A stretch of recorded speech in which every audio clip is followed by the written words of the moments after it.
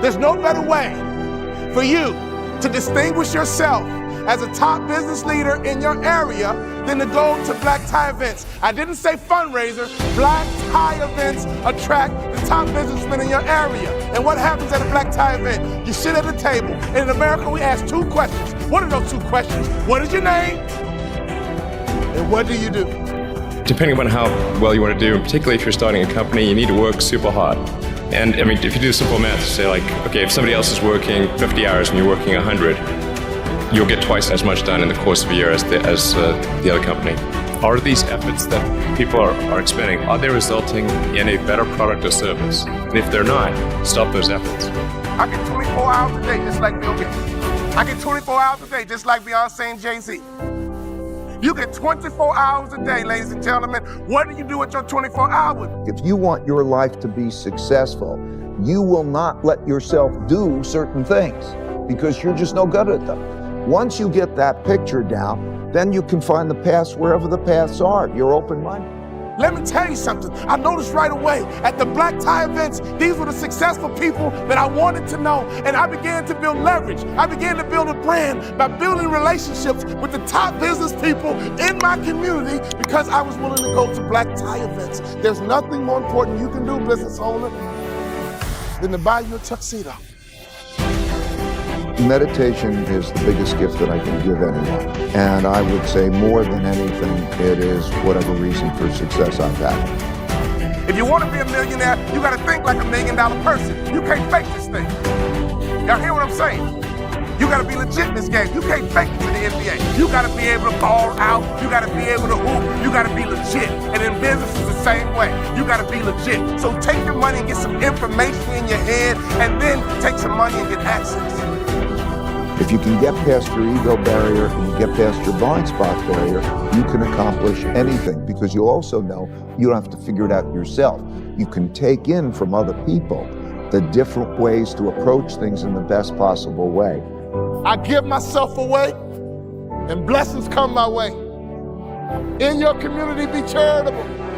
In your community, be a giver. In your community, get to know the other givers, and I promise you one thing, something's gonna happen to your heart, something's gonna happen to your culture, and the lagging indicator, something's gonna happen to your pocket. If you do make your passion and your work the same thing, it's great. As you get older, your obligations increase. And once you have a family, you start taking risk not just for yourself, but for your family as well. It gets much harder to do things that might not work out. So now is the time to do that. Before you have those obligations. So I would encourage you to take risks now, do something bold. You won't regret it.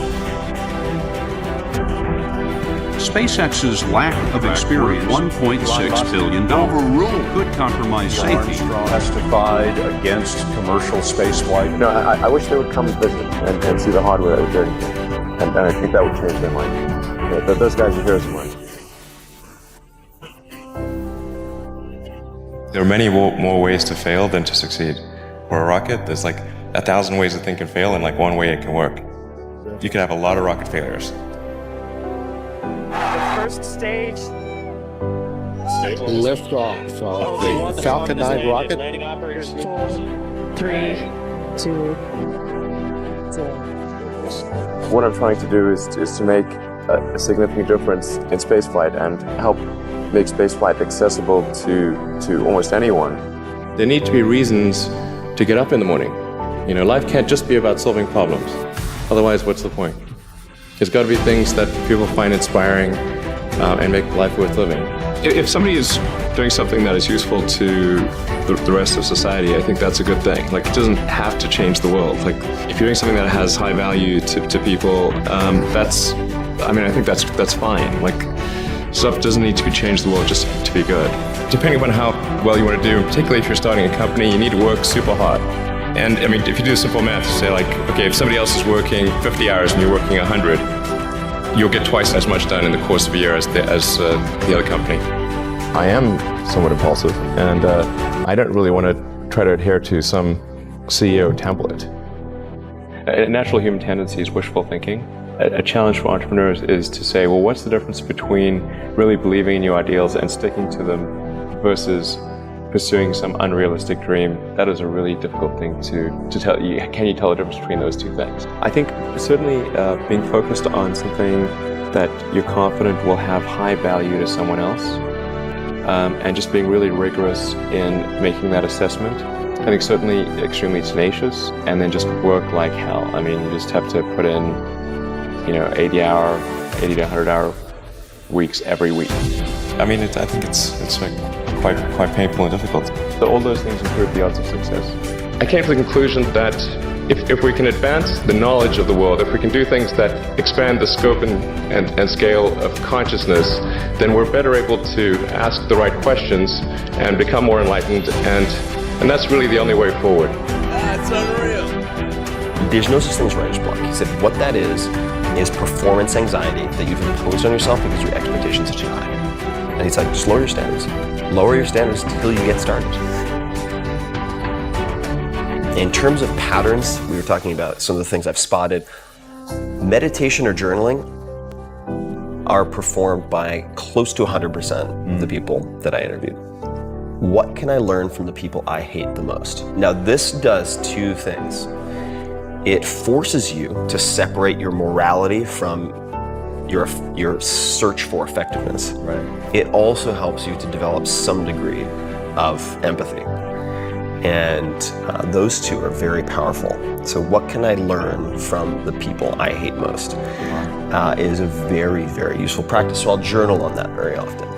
Are you being busy or are you being productive? What makes you angry was one of the key pieces of advice that I was given by a writer named Poe Bronson. When I asked him, what do you do when you have writer's block? He said, what makes you angry? Or just write that. Copyright your faults. And of course there are weaknesses you should address, but then there are flaws that can be converted into strengths. So I think that's another way to catalyze creativity or just creating anything, is to realize that some of your biggest flaws may in fact be assets.